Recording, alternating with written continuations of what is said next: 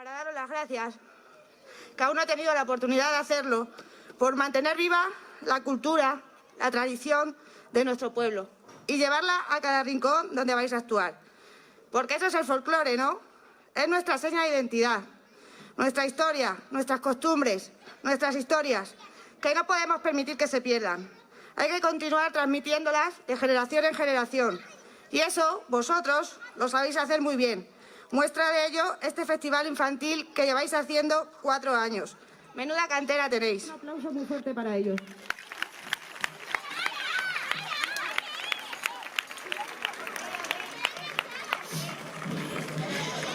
Buenas noches. Es muy emocionante poder volver, por lo menos para dar esta muestra de folclore, para que vean que todo sigue adelante a pesar de todo. Por desgracia, los 2 grupos que iban a venir han sido confinados y no han podido. Pero, después de hablarlo con padres, grupo y niños, por supuesto, todo el mundo dijo adelante y aquí estamos. Tener un recuerdo para todas las personas que han desaparecido por el COVID, toda la gente folclórica que por causa del COVID han desaparecido, importantes en sus pueblos, importantes para todos, grupos que han desaparecido también por la lejanía y por la edad. Para todos ellos me gustaría darles un fuerte abrazo de este folclore tan bonito que tenemos en nuestra tierra. Muchas gracias.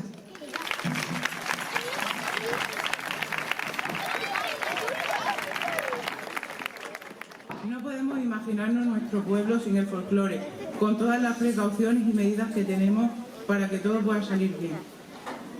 Sigamos adelante. Muchas gracias.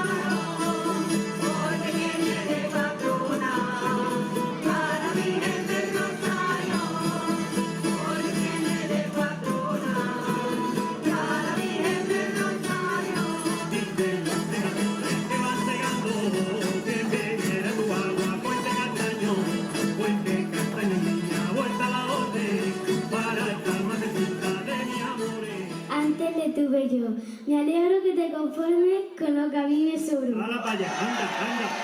¡Bomba!